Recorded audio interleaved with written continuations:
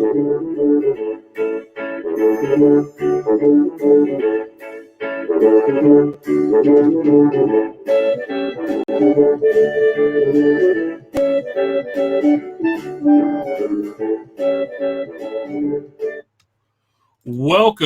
to episode number 64 of About the Cards podcast, live tonight on YouTube, as always, with my host, Stefan Loeffler, our Junk Wax Twins. Ben Wilson's back from a scouting trip at our trading cards is here, and I'm Tim Shepler, Big Shep 79. We are a podcast by collectors for collectors, hoping to bring you a smart and insightful podcast about trading card collecting tonight. What's up, fellas? How are we doing? Another good one. Yeah, I'm excited. Yeah, exciting week. Yeah, we missed you last week while you're out on assignment. Remember, we're live every Wednesday, 8 p.m. Pacific on YouTube, 10 Periscope, Central. 10 Central, Periscope, and Facebook Live. So check us out on all of those locations and hang out with us. So it's great to have you guys all here tonight. It's fun to be hanging out. Always And we is. got a great show for you. You can always follow us on Twitter at About the Cards. We're available as a podcast on iTunes, Podbeam, Stitcher, Overcast, and TuneIn, or pretty much anywhere you get a podcast. I believe we're available. And you can check out our website, aboutthecards.wordpress.com. Don't forget we have shirts and hats and mugs and bags and stuff if you want to participate and purchase some gear and sport that around. That'd be awesome. And, I was wearing mine today at the office. Yeah. We have some Upper Deck kits to give away. So last week, or 10 days ago, we opened a big box from Chris Carlin, who was our guest 2 weeks ago. And Steph and I did a box break of all that stuff. And we have all the goodies to give away. To save some time, we pre-ran on my favorite website, random.org. And we ran through everybody that subscribes on YouTube, all of our friends on Facebook, and then the Periscope folks, and go ahead and show you who won here. So if you see your name on here, I'll read out all the names on what you won, but reach out to us, and we'll get that mailed out to you. So you can always hit us up on an email at aboutthecardspod@gmail.com, or hit us up on Facebook or Twitter, and we will get those out to you. So. I mean, you can try to hit us up on eBay, but yeah. So here's who won. So Jay Gruen, not John Gruden, I don't think. He won the Tim Mahoney autograph from Goodwin Champions, who is the singer from 311. Boom. We had Robert Ramos from YouTube. He won the 1-of-1 sketch card from Clerks. Congratulations there. Foul 5 Ball, he won the Donato Relic. Boom. Coming to you. We have the Lisa Spoonhauer autograph from Clerks going to our buddy Cardboard Icons. Congratulations. And she is right here. Clerks David Klein auto goes to you, me, and Cardboard. And there's that autograph. Michael Chang Relic goes to Cardi C, not Cardi B. And I think there's a mini of this. So I'll throw that in there with it too. The Steve Caballero lenticular goes out to Mark Hoyle. What's up, Mark? There's your card. The Earl Thompson auto goes to David Collier. And good old Earl with the perm. My dad had a hairdo like that one time. The Jordan Greenway card, which is from Ultimate Collection, goes to Vince. Congratulations, Vince. Kyle Schmidt, you won the Brent Stochmer art cards. So again, you have Mario, and you have the Raptor, you have Stay Puft, Stormtrooper, a robot from something, Harry Potter Legos, and the Yellow Power Ranger. So that whole pack will be sent out to you. Star Wars. Let's see. The Andy Bathgate out of 222, Hall of Famer old school guy. That's going out to Steve Parkin. The Kristen Valetari, no, Vasilanian. Vesalainen goes out to Anthony Paz. The Cam Eakinson auto right here. That goes out to Finish Flash 28. Doug Gilmore auto relic out of 25 goes to Doug A. The Steve Thomas auto goes out to Peter Craig. The Clerks relic goes out to John on Facebook. And then Andrew Ehrenstein wins the Michael McLeod 10 of 10 gold auto. So, guys, hit us up, get in contact with us, and we will get those shipped out to you very, very soon.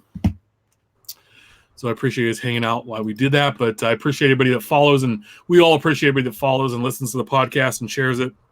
And I hope you all enjoy the little giveaways. We like doing that stuff when we get people donating or giving us stuff. We love to share that back with everybody. So yeah, I love to pass it on. Yeah, it was fun.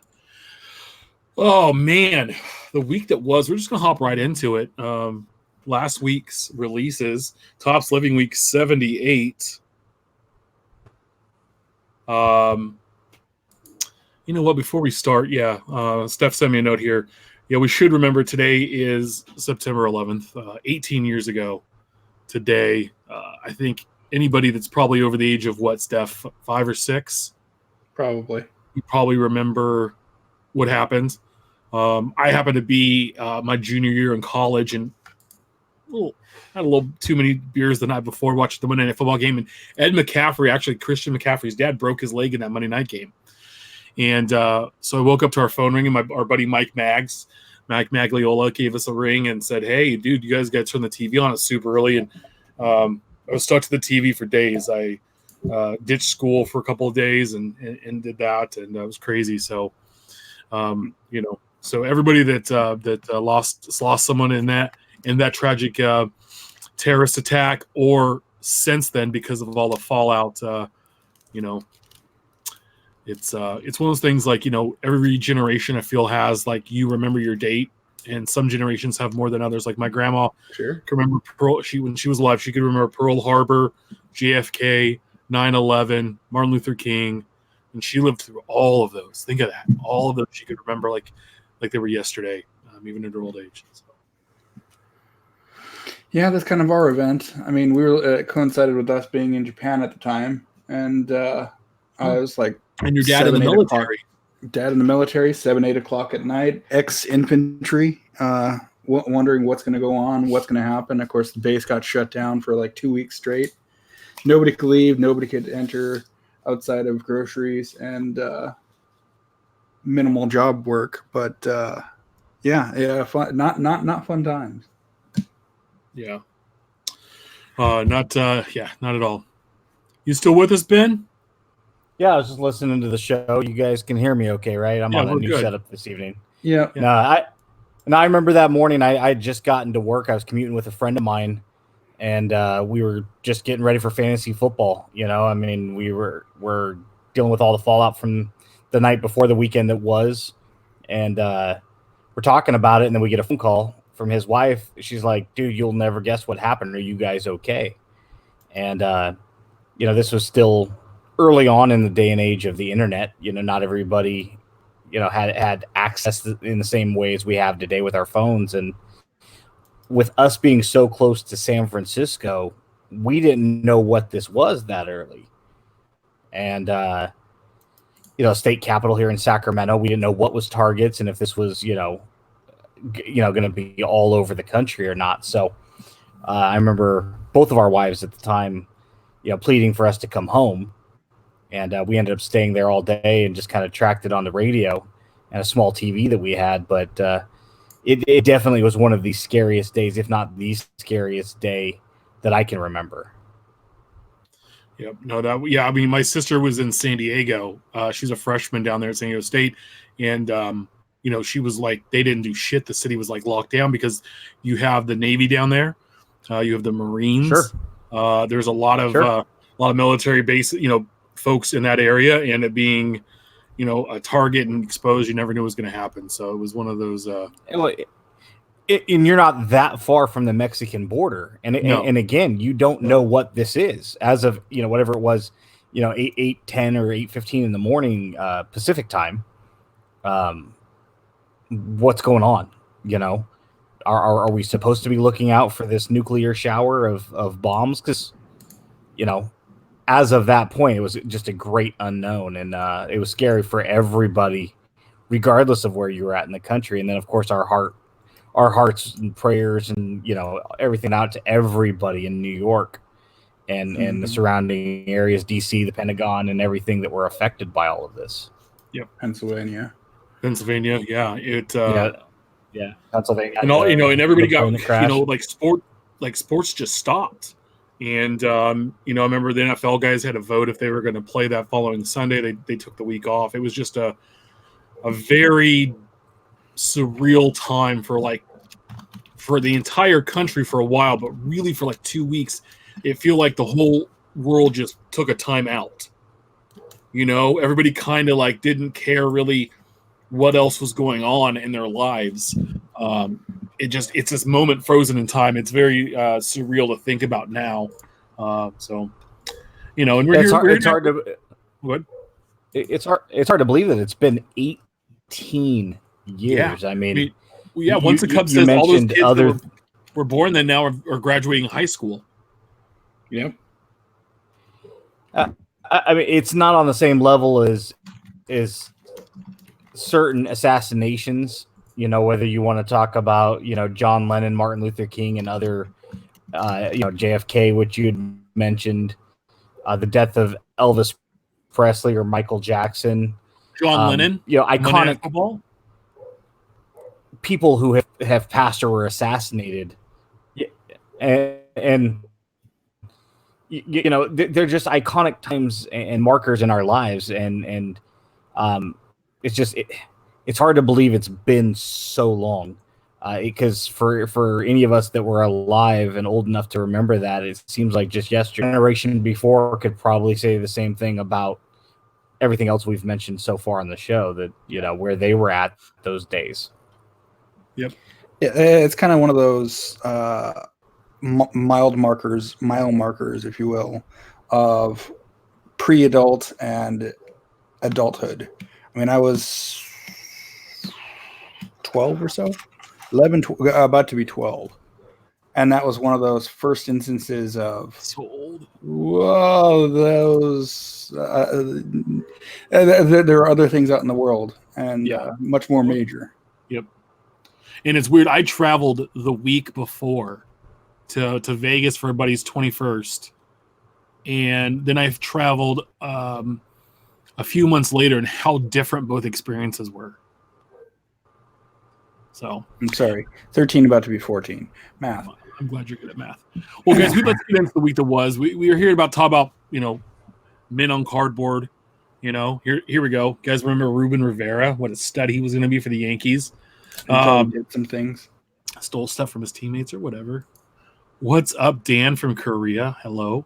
The week that was Topps Living Week 78, card 232, Dion Primetime Sanders, outfielder, Atlanta Braves, sold a few over 2,500. Card 233, Justice Sheffield, rookie pitcher of the Seattle Mariners, 5 short of 3,200 or 2,300, sorry. And then card 234, Steve Piscotty, Oakland A's outfielder, sold, 20 less than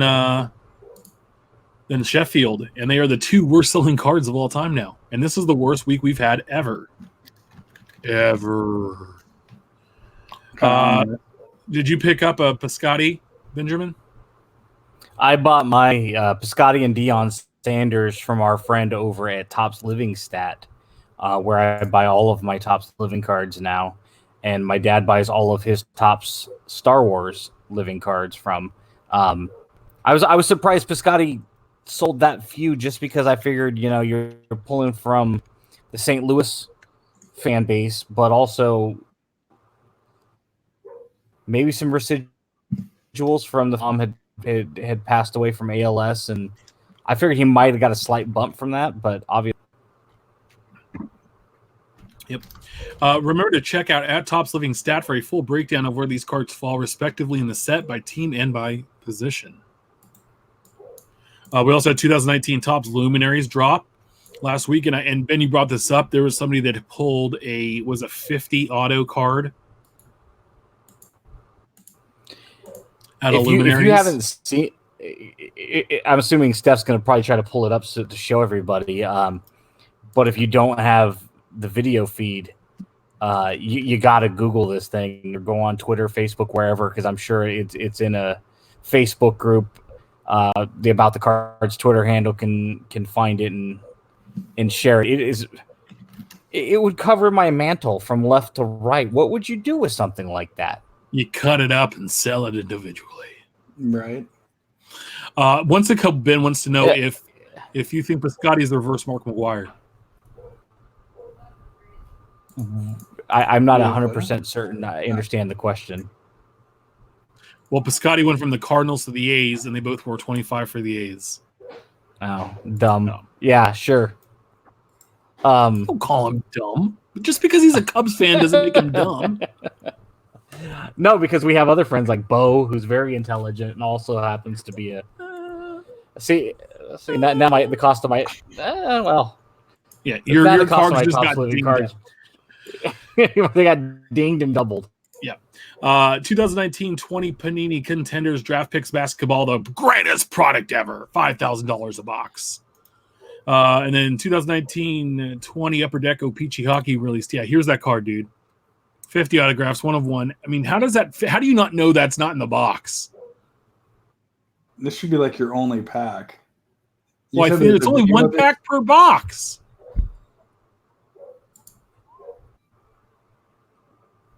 Yeah, here's the video.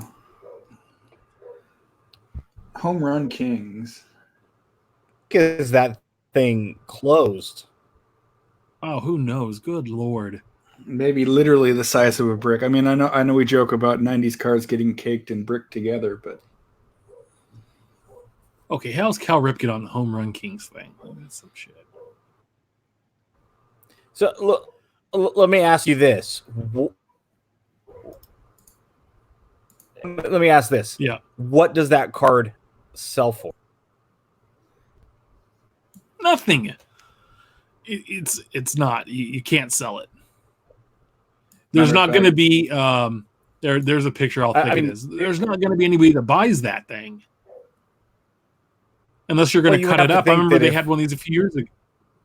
A few years ago someone was going to cut up. If McGuire's auto is $100 and Griffey's auto is $100 and so on and so forth, I mean, if you just tabulated the sum of its parts, it would have to be well over a $5,000 card, I would imagine. Yeah, but you're not going to get that. I mean, I think I've seen similar in the past sell for 3 to 4, maybe 5. Yeah, I would say probably about 25 to 3,000 conservatively. Yeah. I just think it's a dumb waste of autographs, but that's just me. Yeah. So we're hopping to hot off the presses. This week's new releases. Topps Living Week 79, my favorite number after 5. Card 235, Mike Piazza, Hall of Fame catcher of the New York Mets. Card 236, Pablo Martinez, rookie pitcher of the Miami Marlins. And card 239, Travis Dienard, catcher for the Tampa Bay Rays. Piazza. What, is it Dienard? Isn't it Darno? Darno, whatever. Travis Darno, who cares? He's like on his 3rd team, and he was supposed to be a stud catcher, and it's trash. There's no such thing as a stud catcher. Well, Mike Piazza was a stud catcher. Time eventually catches up to most. Yeah, I'm just surprised Piazza was an A back in the day. I think it's only fitting that on 9/11 that Mike Piazza as a Met card gets released. Oh, you can't tell me that's not timed. Oh, that was perfectly timed. Yep. What with the home run with the Mets, what with that series against the Yankees. Yeah, this was probably timed out 2-3 months ago. Oh, yeah, for sure. They saw it was a Wednesday and they rolled with it. So it's going to be a terrible week. It's going to be a terrible week, though. These aren't going to sell for shit. No. Yeah, we've now seen Nolan Ryan, Ken Griffey Jr., and Mike Piazza, who arguably were all selected for the right team.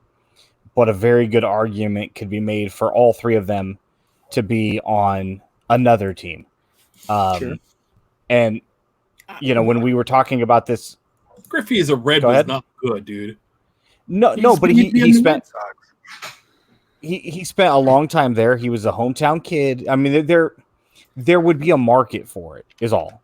And so, we used Piazza now being the third one that has been featured that we used when the set first released. We used Dave Winfield, Reggie Jackson, Mark McGuire, a few others as what team should they be on, will they be on, and we had a conversation on Twitter today with a handful of folks hopping in that Andre Dawson, Gary Carter, how many of these guys hopefully will someday be made that you could argue should be on another team, driving home the point that Topps needs to adjust this self-rule of one card for anybody who's retired. Sure.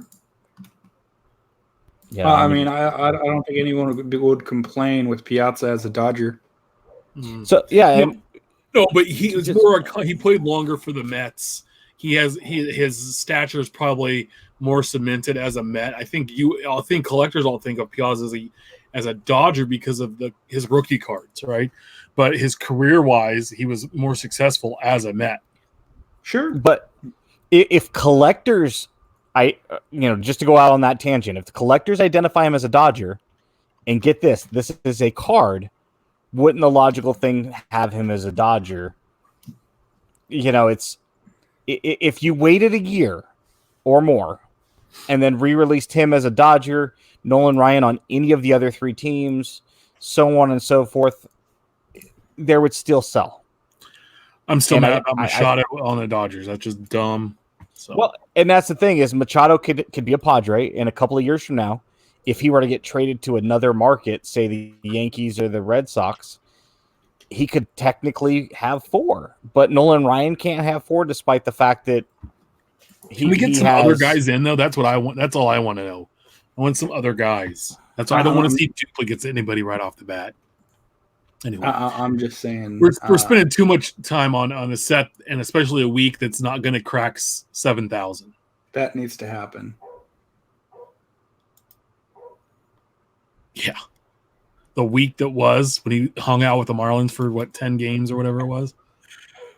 So let's see. Also this week, actually a little bit of last week, 2019 Topps Archive Snapshot Baseball came out. $25 a box, 1 pack per box, 12 cards per pack.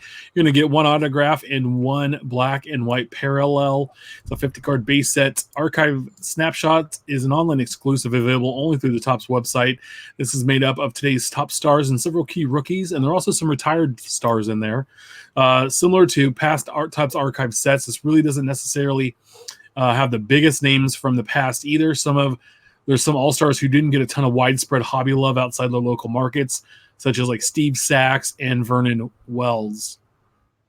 So I know that Chris Torres opened up a few boxes of this and had some pretty good luck. I would say he pulled a 101 Matt Chapman. Yeah. Lots of guys. I think he pulled a couple of Kyle Tuckers. Some good stuff. They're good-looking cards. I've really enjoyed this set the last couple of years. To me, it's a boring-looking set. But it's not. See, I wouldn't say boring as much as it's basic. It's not supposed to be, the fireworks after a sporting event. It's supposed to be. To me, it's a 2-to-1 pitching duel. It's just a good product. It's not great. It's not bad. It's just good. And the cards are a good addition to a PC.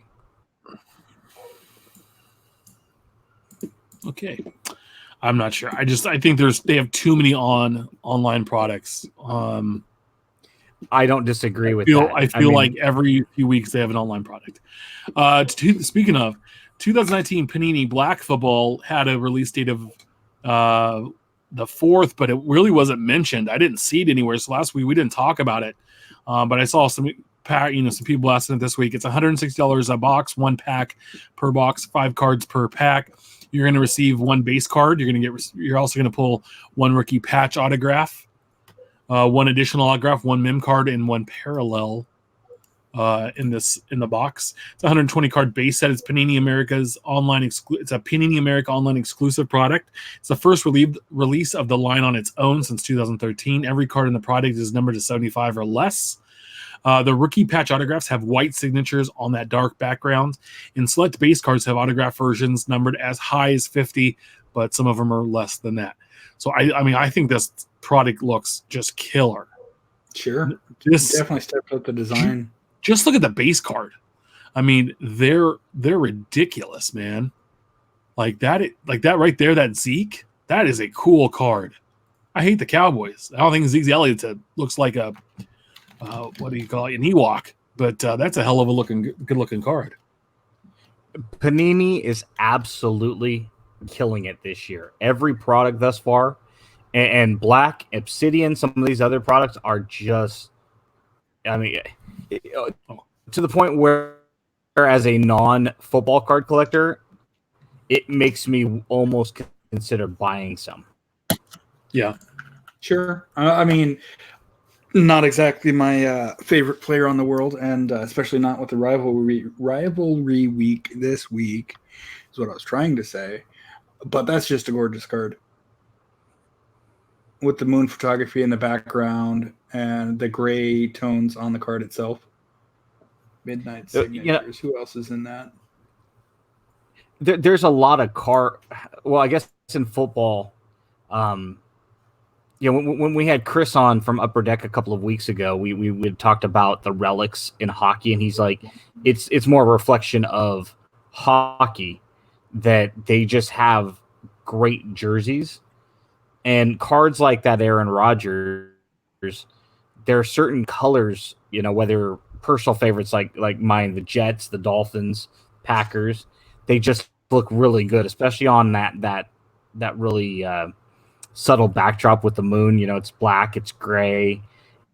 It really is going to make all those teams with really good color combinations. Vibrant colors, yeah.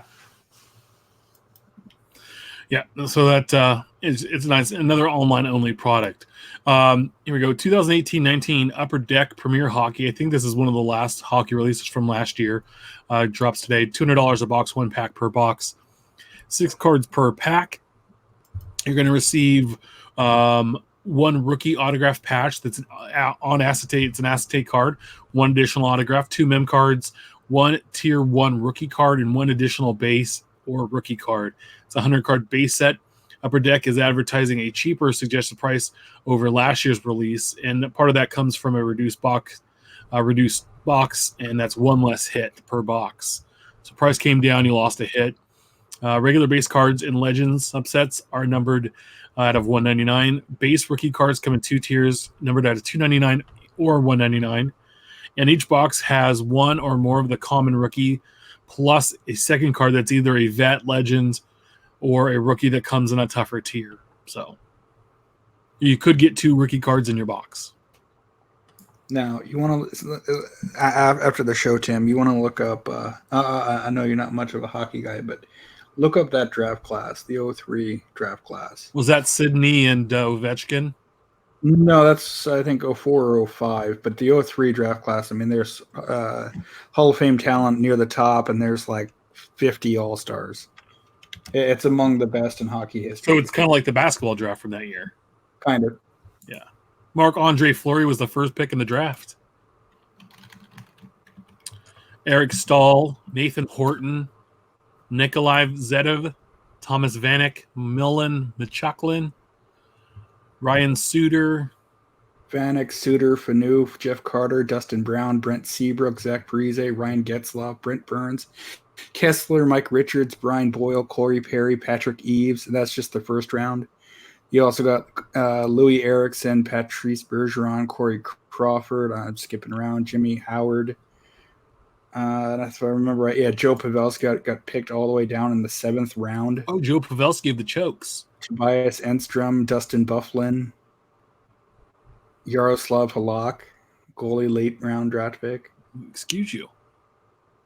You're welcome. Yaroslav Halak. Yeah, so this is a sharp looking product that's coming out. They're all high end. And my boy Carey Hart, Carey or Corey? Carter Hart. Carey Hart, wasn't he a wrestler? Maybe. Yeah, so that dropped today, and then last release this week, 2019 Panini Spectra Football releases Friday the 13th.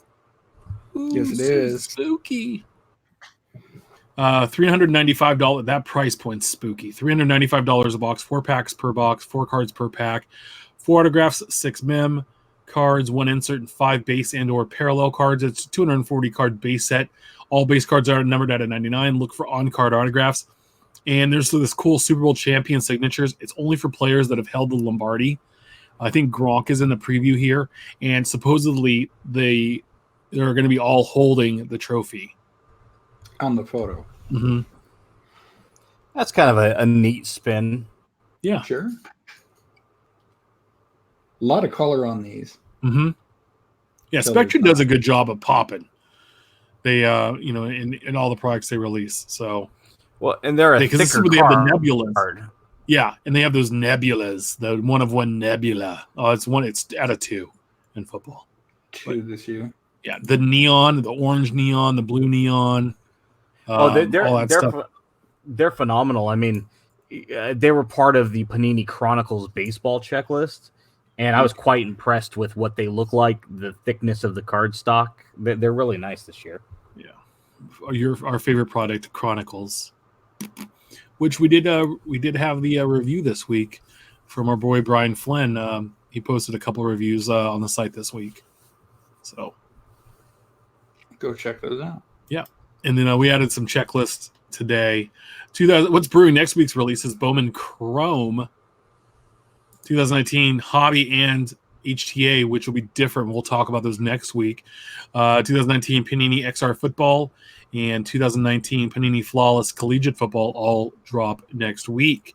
Chrome's been moved back I don't know how many times, but at least twice. But it will be here next week, supposedly. So, Infield chatter. We're gonna get to our hobby talk section tonight, and I forgot to put this up. I don't know. I like our names being up there. I think it looks cool. So we have some Sooz news at Yanks Chick. Sooz from Tops. Well, no longer. Personal news. This is a tweet she sent out this week. Personal news this week. This is my last week at Tops. I've worked here for 5 years, and it was a thrill of a lifetime for a collector like me. While I may be leaving the industry, I'm not going anywhere. I'm still a collector, and I'll be part of this community. She sent us a follow-up tweet. I'll soon share, but I'm not working with the card industry anymore. Where did she go? She is now a site expert for Dork Side of the Force.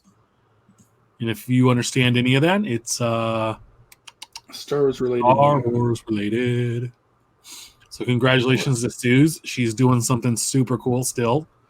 And so a cool things that came back. Card Chat came back, and then she also opened up and put out a blog post today about 2018 update on what's her blog? It's I have a card problem.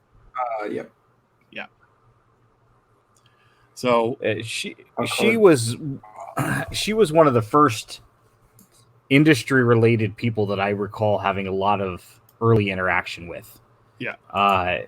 She's a phenomenal asset. I had tweeted out that a light will forever be dark at Tops. They can replace her as an employee, but not her legacy. That Sure. I think anybody that's come across her and interacted with her, it has nothing but positive things to say. And with her card chat, it's fantastic that that's back because it's a fun way for everybody to answer whatever questions she throws at us. Mm-hmm. If you are on Twitter, search out hashtag card chat and just read through her usually 6 questions, I believe. Yeah, 5 usually or 6.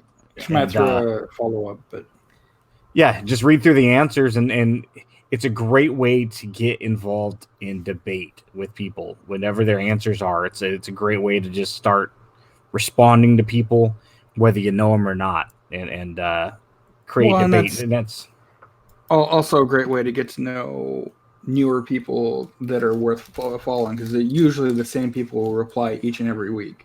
Sure.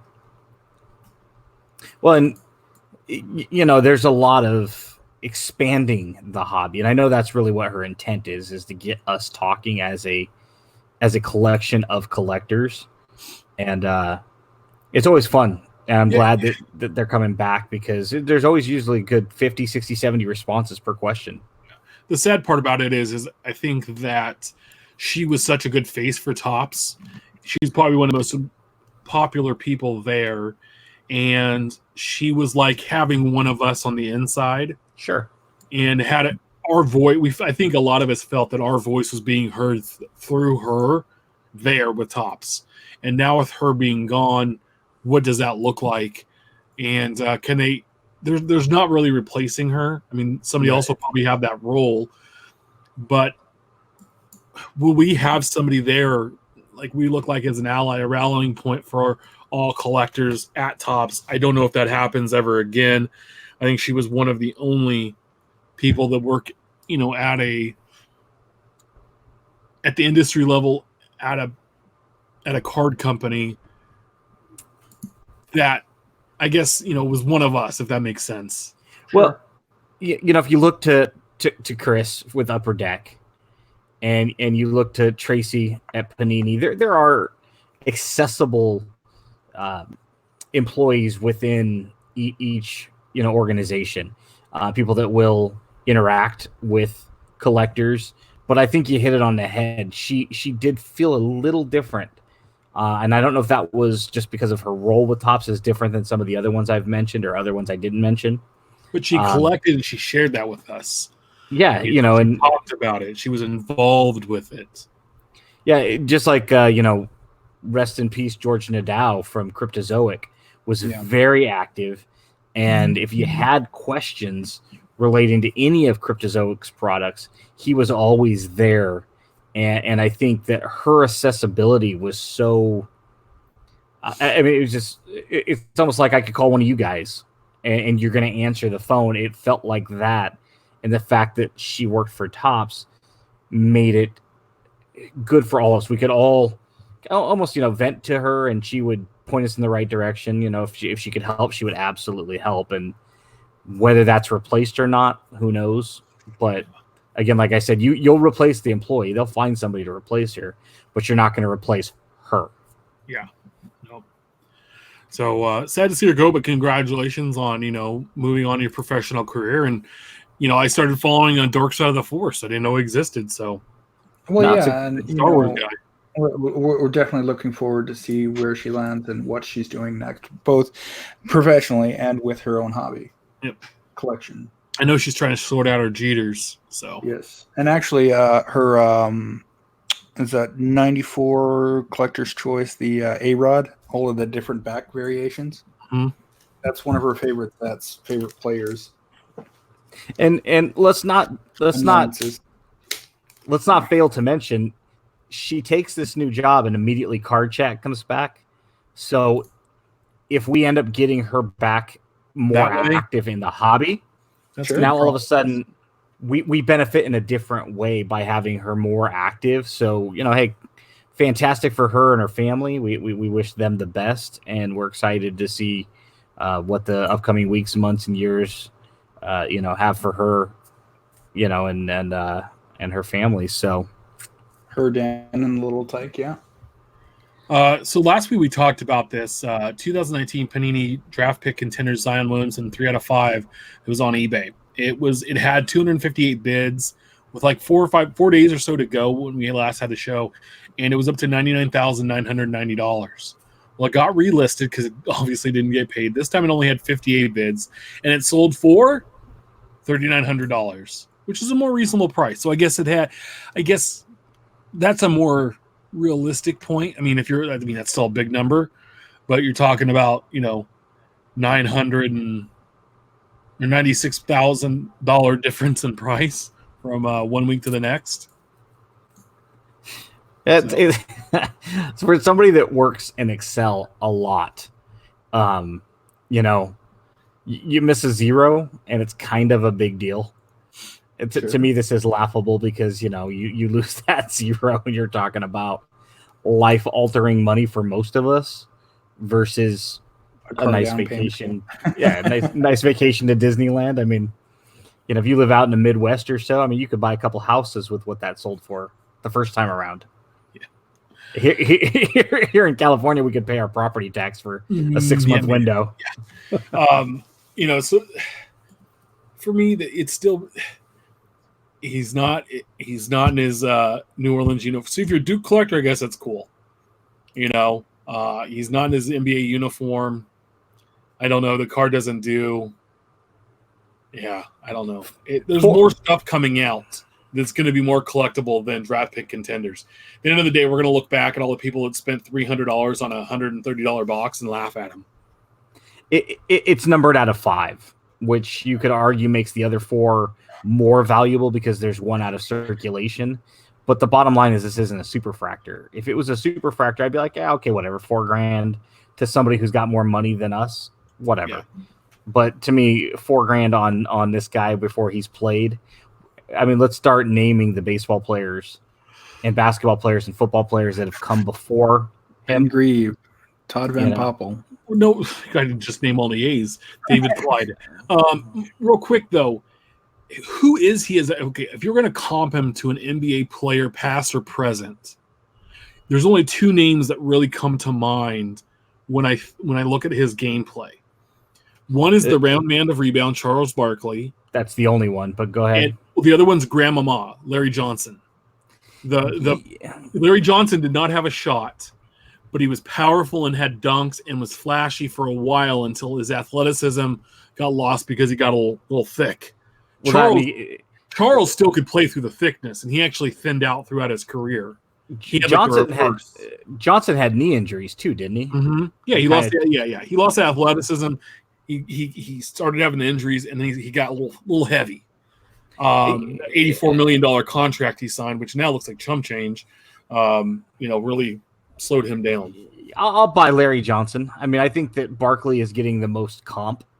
I think Williamson has a chance to be, I don't say as good or better because I think that's a discredit and disservice to a Hall of Famer. Barkley's career. I think he has a chance to be a different version of him. Kind of a right-hander versus a left-hander kind of a thing. I think he's going to be probably a little more athletic, probably have a little bit better shot, but I don't think he's going to be as dominant down low that Barkley had, despite his 6'4" on a good day frame. I mean, yeah, he's probably a poor man's Barkley. Yeah, I mean, Barkley played power forward at like 6'4". Yeah, somebody that keeps. Or is he Corliss Williamson? I was about to say. I was just about to say somebody that comes to mind is Corliss Williamson. I was just. Literally, if you'd let me finish my thought, that's funny that we're on the same page. That's why I used to call him a scoreless, because I couldn't stand him as a king. Corliss was really great in Arkansas, and then he came up into the NBA. He was too small to play power forward, and he wasn't quick enough to stay with the small forwards. So he was a really good player who became average to subpar because he just didn't have a position. And it's one of those things. I think his ceiling is Barkley. I think you better hope that he's at least Larry Johnson, and I think his floor is probably Corliss. I think that's probably a fair assessment. Yeah. By the way, Dan from Korea just coming with it. Ben, why can't we see the face only a mother could love? I'm missing it. Ben's got a little different setup this week, so we couldn't get the video, which we're all thankful for. Let Dan know if he could see me. I'm going to take a picture of my T-shirt, and I'm going to tweet it out because I'd wore something just for him tonight. I also agree with Dan here. I hate college unis on pro level cards. Thank you. His connection's about as good as the connection from here to Korea. No, I had an issue with my computer, guys, and I'm on my sister's old laptop, and it's just an old laptop. It's running Windows 98. Let's be honest. She's a photographer, so she has so much on this computer. She's a really gifted photographer. I will have to send out some of the pictures she did of my kids. But I don't have it. But I did have something on for Dan tonight. And then, of course, the video decides not to work. Sexy for Jan. At least he has something on. Yeah. Steph's naked doing the show. That's why Well, Steph doesn't have a camera. Well, I am yeah, not every week. anymore. Not Yeah, he's nude. Torn on the Cobb. That was from Steph. Steph loves his puns. I'm unoriginal, if anything. Someone else had tweeted that. Oh, okay. It's a 1909, 1911 T206 Ty Cobb. And this was the post from eBay. I'm going to read it, and Steph pulls it up. Here is a T206 baseball card that features Hall of Famer Ty Cobb. Kind of. This is Ty's back card with his bat on his shoulder. Now, if you're looking for a very expensive T206 at a cheap price, buy this card. It's missing, we guess, 40% at the top of the card. Most importantly, it has Cobb's name at the bottom, and it's guaranteed genuine. There's damage. There's back damage. This is one of our worst condition T206 cards ever, but it's your chance to buy a card as a great filler in your collection. The back of the card is Piedmont Cigarettes. It's got some bids, and it's $137 to own a T206 Ty Cobb. But what these normally go for, that's a substantial discount. And it's definitely a true eBay one of one. I hate that phrase, but go on. No, I mean, this is definitely an untrimmed card. It's a torn card. So Certainly not preserved. yeah, I love it. And it's to own something that's over 100 years old. That's obviously well loved. Even if you can't see his face, for the right price, I'd pick that up. All right. I was just about to say, if you had $300 laying around, you're telling me you wouldn't add that to your collection just to say you have one? Of the novelty of it. Yeah. I've if got you were to a grading company, you would definitely have a pop one of the worst card they've graded. I have a 54 Hank Aaron. It has no back, and it's only got about 70% of the front. But I have one. Yeah. I mean, my 1970 Thurman Munson Yankees rookie card, where it's him and another guy, on the back it's missing 15% of the back of the card. But it's yours. Yeah, and I got it for $5. It's yours. It's holding a place in my collection till I can buy a better one that I like. I just haven't seen one that's been in good enough condition for me to want to buy. So, you know what's funny about that is I've got I don't remember which year it was. I think it's 63 or 66. I've got an A's card that I literally could replace for $2. This one is not in good shape, but I had it when I was a kid. Yeah. And I thought about buying another one to throw in my A's team set and then put that one at the back so they're both in my binder. But then I looked and I was like, I would have to add another page to do that. And it's like, you know what? Screw it. I don't need a perfect one. I don't even need one in a better condition because that one is mine. Yeah. I can always replace it. Very true. No, that's, I picked up, so real quick, just a side note, talking about 1970 tops. I picked up the Vita Blue Gene Tennis rookie card out of that the other day. Sure. With sharp corners, well centered for $2. I picked up an extra Catfish Hunter rookie 65 Catfish and John Blue Moon Odom at the show in pretty good condition for $5. Yeah. Or not at the show. It was at Teammates. Sorry. Yeah, It was that's where I got the show. That's where I picked up my Vita Blue. So sometimes you have to pick up good cards, and sometimes it's yours. You don't have to get another one. And sometimes it's too good of it doesn't matter how many you have. It's just the price is too good to pass up. I never would have thought I would have picked up another Hunter rookie card because first off, they're expensive, or expensive enough, I should say. Even if you're getting one at like $15, that's $15 I could spend on something else, like a bunch of 87 McGuire rookies I don't need. Well, we might need to make a trade. I might need to have that in my collection. So I'm sure we can figure something out. Okay. So here's the original source. And speaking of original sources, I dug up a tweet from forever ago. Yeah. You did love this tweet. This is probably the best tweet I've ever sent in my entire life. Let's see, how far down was that? Here we go. Boop, boop, boop, boop. March 14th of last year. Yes, Big Shep sends out, at our trading cards, we should do a podcast. Within minutes, Steph tweets back, "Have Mike, won't travel." And I said, "That's all we need." Yep. What did the rest of the conversation say? I don't know. It was just between Steph and I, it looks like. No. I ended up popping it at the end.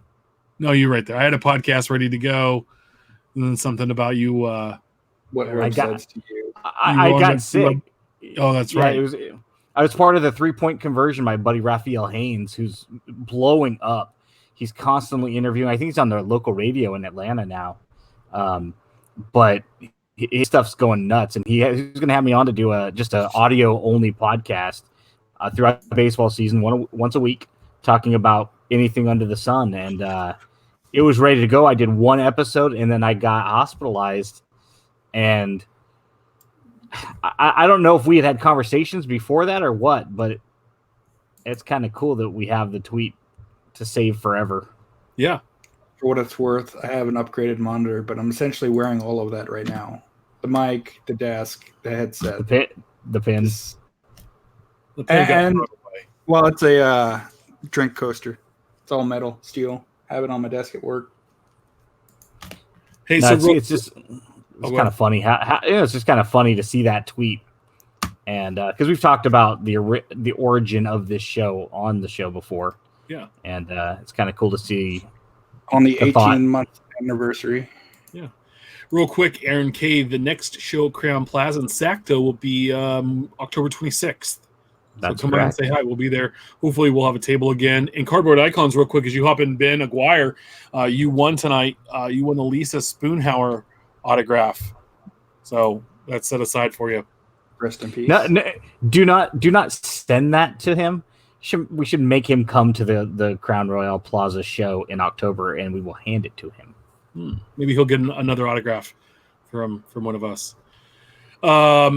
Shipping question. So at JC with a bunch of 3, James tweeted out, "I'll be shipping a $3,000 card in the next few days. How would you ship this card to minimize your risk as a seller? Insurance, preferred carrier, any tips?" So I sold the question. I just want to know, what service would you recommend and why? Let's head off. Steph, what do you think, bud? All right, Steph.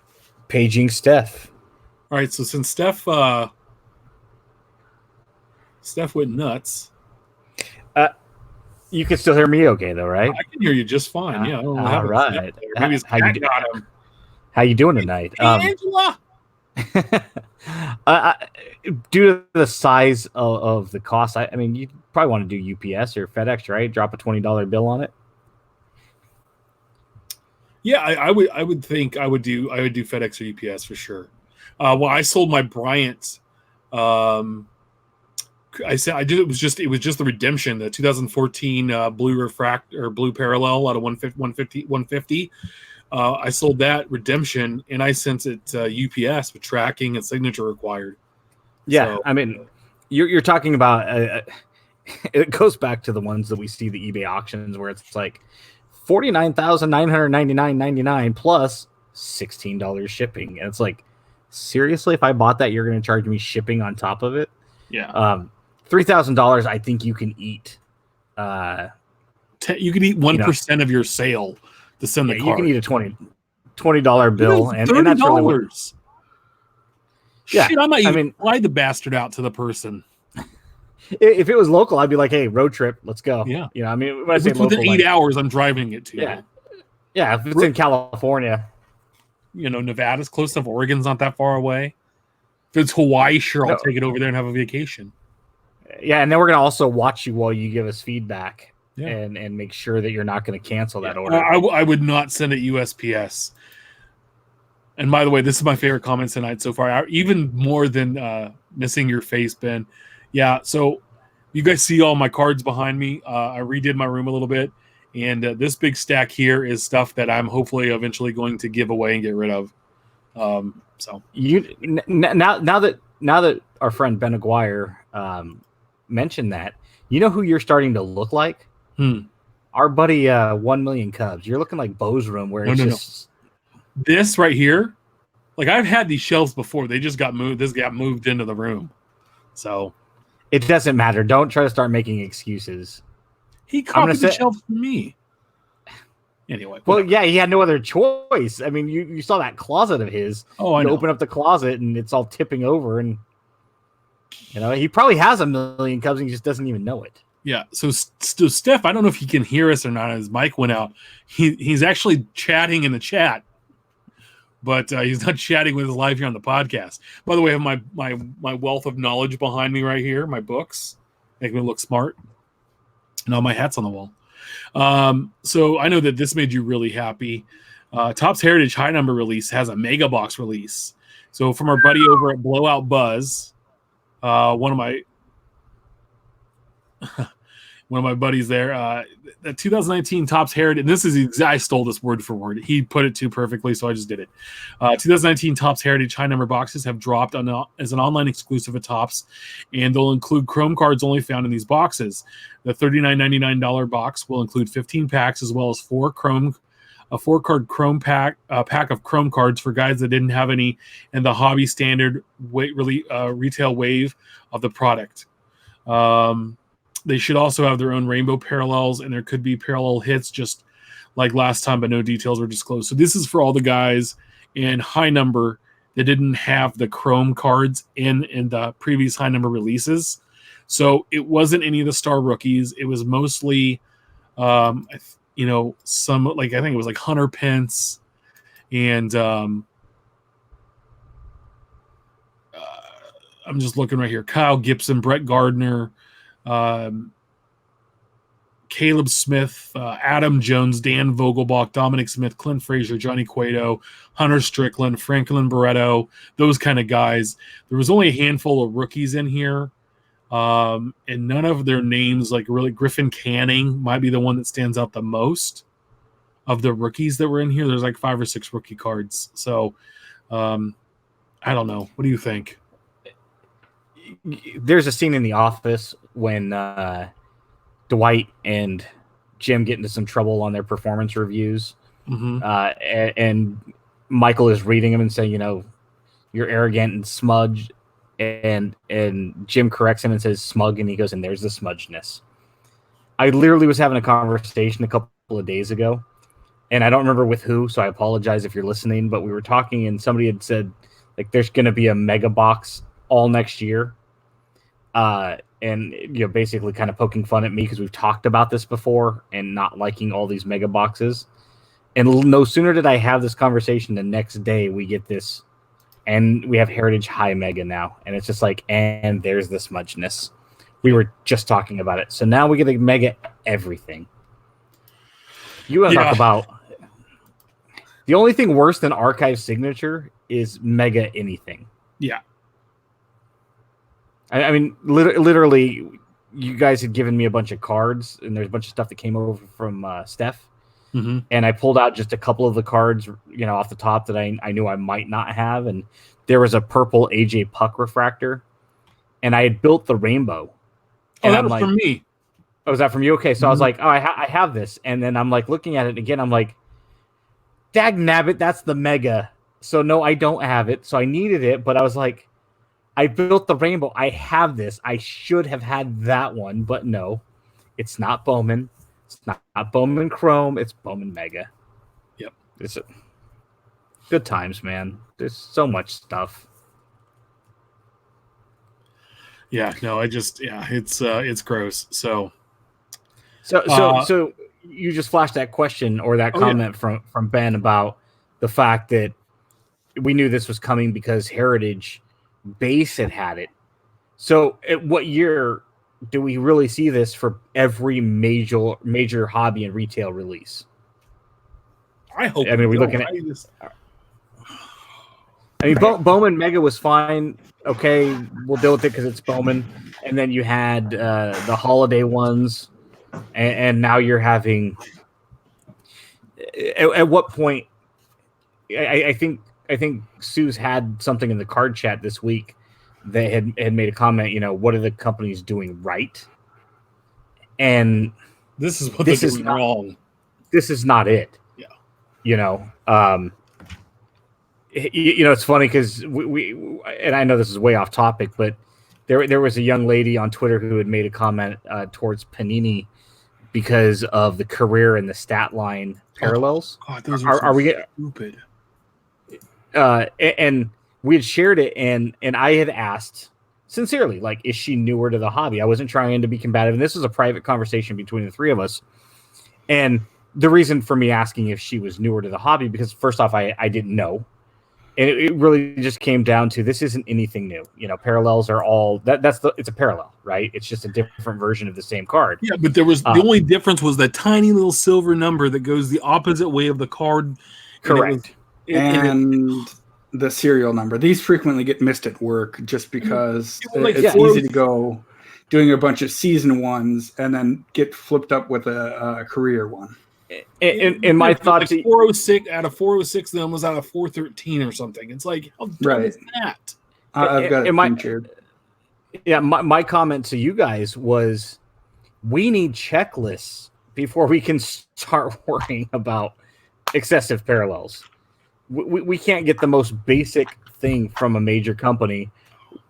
Why should we expect anything less than 27 prism parallels and career and stat line? And it's Juan Soto. Why do you have a career stat line anyway? Yeah, I know we're way off topic, but the thing was, you have crap like this, you have all these megas, you just have so much stuff. What are they doing right? Before we can say what you're doing right, there's so much stuff that we've got to get. There's so much weeds that we've got to get through. Yeah, and these mega boxes are just one of them. They're not necessary. Yeah. So we have more grading issues, guys. I don't know if you saw this. I shared it in the DM, but Jason P tweeted out. So was this grader eating his or her lunch, then drag the sleeve there and then sleeve the card through a rough surface, sending for a reslab to see if they'll charge me? Also, like when the plate is falling on a 10,000K card. Now, I'm not sure the card's worth $10,000 of the Jeter, but right here, on this Jordan Nike card, there's food. There's a mark on the sleeve, the plastic sleeve that the card gets protected in a couple of different spots. And then if you look at the Jeter, the tag up top, the plate that lists the cards at 9.5 is falling down on top of a chrome card. That's an eBay 101 right there. Right. That Jordan was a reply that someone had. How did this not get seen? Hey, I don't know what you're talking about. Looks good to me. Right.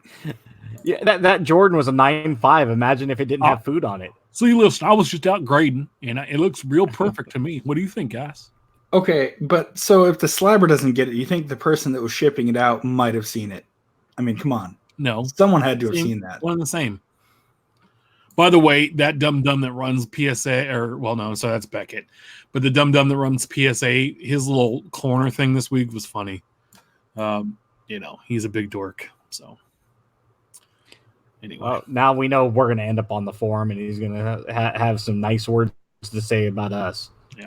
Hey. That guy's a clown. That guy's a clown. Yeah. I didn't do it. All right, guys. So this next topic all came up from me wanting to.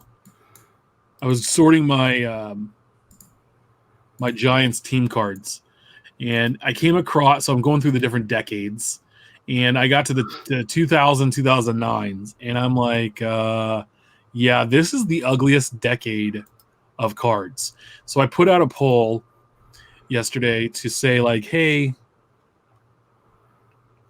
what is the ugliest update or the ugliest decade for cards from the 1980s through today? So, oops. Let me see. There we go. And you got it, Steph. Cool. Yeah. Steph's better at this than I am. Least professional crew on the internet. Yes. Which I don't care. We do what we want. So I put together this little list when I sent out the poll. And so we had 162 votes. And real quick, just on my picture of the Giants, my phone blew up within 30 seconds, and there was a hell of a chat going on. So I was like, okay, we're going to put this out there on a vote. So the 1980 through 89 received 12% of the vote. 90 through 99 got 47% and won. I'm not sure how. 2000 through 2009 had 30% of the vote, and this past decade had 12%. I get the first two. The first and last one makes sense. 91 through 93, any one of those cards is better than anything in the decade of the 2000s to 2009. If you go back and you look at the mustard card, the stupid blue cards, that dumb all black card, the one card that looks like 86 tops and 72 tops had a special set put together. Those 2000 2009 cards were god awful. But see, the problem is you said 90 through 93. The rest of that decade is just absolutely trash. But at least there were 3 good sets in that. There's no good sets in the 2000s. Go back to the picture. I don't know, by 92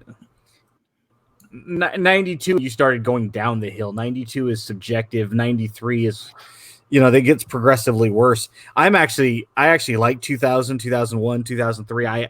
They're not favorites, but I don't think they're that bad. So my problem with what is that 2003, the blue one with Euclid there, is that some of the cards in the set, the blue border's different on the cards based on what 100 they're in. So some of the cards, like I had 2 cards in the 600s, and the blues were different colors. That's an issue in 2001 too, right? There's a slightly lighter green and a slightly darker green. And then the vomit yellow, and then you have that dumb card in what is it? The one right there with Matt Kemp. That one's stupid. The dumb one with all the circles in 2008. The 2006 one's dumb. 2008 has the circles. I mean, the 2000's okay. Don't get me wrong. So design aside, here's my argument for the 2000s. At least they're distinct and you know what years they are. So if you go back and look at a stack of 70s, you can flip it over and say, okay, the darker brown ones go to this year, the blacks go to 1971, the slightly yellow and gray ones go to 70. The 2000s, so you have the silver, you have the green, you have the yellow, you have the blue. 04 to 06, yeah, sure, I'll give you. But 07, you have the dark blacks again. 08, cartoony, I love them personally. I know nobody likes 08. And 09, you kind of had the little silver foil boxes in the corner with a push towards the next decade. I like 08 too. I think it's... What do we like about 1975? It's unique. It's ugly as sin, but it's unique. To me, getting back into the hobby in 2010, 09 through 14, I'm sorry. I know as we look at them right now, you can tell them apart. But if I'm just got to stack out in a garage and I've got to sort them, I've got to turn around and look at the year that they were released. They're just not from 96 when I did this weekend. From 96 through 09, I had to look on the back of the cards for a while to figure out which was which. Except for 2000 because it says 2000 on the front of the card. Were you collecting during that period? I stopped collecting in 95. So no. See, so that would make sense because I have the same problem, right? I can't recognize those like we can in the 50s and 60s that we grew up collecting and idolizing and wanting. I collected 10, 11, 12, 13, 14 as they came out. Hell, even the ones, from 15 to now, it's tough to tell them apart once you've cataloged them. And you're not 2015 is one of my favorite sets, the last border set. That's what I was about to say. Maybe 2015 and 2013 with the field in the quarter. Those are the only two that kind of get it past. Otherwise, you got, Swoopty going this way, Swoopty going the phone unlock screen on this one, the surfboard over here. I like this. And what's going on here. Yeah. And kind of like Tim saying, 16 and 17 look like they are like, they're not... they look like fraternal twins. Definitely, it looks like they were built for Topps Digital, and there's nothing wrong with that. So, real quick, 162 people responded. Yeah, and 12% said the 80s or 20. 19.5 people said the 80s were the worst. Who are these people? Make yourself known on Twitter because we're gonna have some fun at your expense. Yeah, I mean. Because that I want you to to call be yourself honest, out because besides the 60s, the 80s might be the best decade. I agree. In fact, if you had added the 70s along in this poll, assuming that you could have one more decade, I would have voted for the 70s. I didn't want to go that far back. I kind of said, because it was a little, it gets a little. No, and I'm good with that. Nostalgia really builds up pre-set, pre-80. The way I look at it is 70 was basic, but not bad. 71 was a good design with the black. The only problem is, of course, condition. And 75 is memorable, but ugly, really, when you think about it. No, this is the most gorgeous card they've ever made. 76 is kind of unique. I'm kind of partial to that. I was 72. I was talking to my dad the other day. We were having a conversation, and I said, you know what would have been cool in the 1975 set, since they decided to do this two border, and I'm going to use the A's as an example, have all position players green up top and yellow on the bottom, and all pitchers yellow on top, green on the bottom. And if you had done that with team colors for every team, I thought that would have been a much more unique design. But I voted for the 2000s.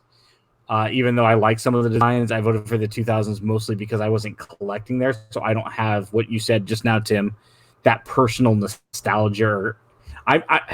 They don't mean anything to me. I collected them because I need the A's cards, and I put them in a binder, and I moved on.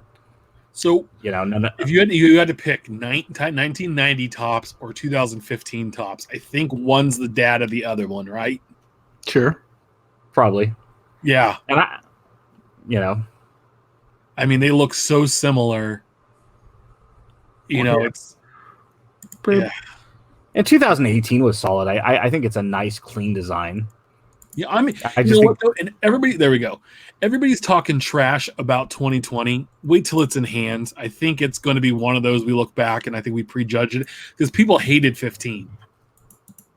People absolutely hated 15, and I think it's come to grow on us as that one. It was the border card. Like 2000 or 1991 was the last gray stock card.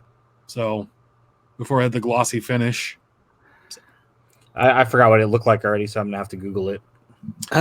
So real quick, what do you think is the worst? We talked about the worst decade. So I said 2000 to 2009. So did Ben. Steph, what's your worst decade? I had the 20 teens, only in that for someone who only broke 2 or 3 packs each year, it's a pretty passing decade to be able to actually sit and sort it. I mean. Looking at them, it's okay. Well, this one had this one had that, this one had the swirly Q, this one had this. I still don't know what years they are to be able to put in order. Whereas, if you look at a stack of 70s, these are 71, these are 70, this is 78, this is 76, this is 81. Another set that I'm kind of teetering on collecting or not. Maybe not. I don't know. I kind of like the hat in the corner. Yeah, I have a bunch if you need some. 83 has the circle, 84 has the box with the player inside. Okay, real quick, circle or box? Which one do you prefer? Box. Circle.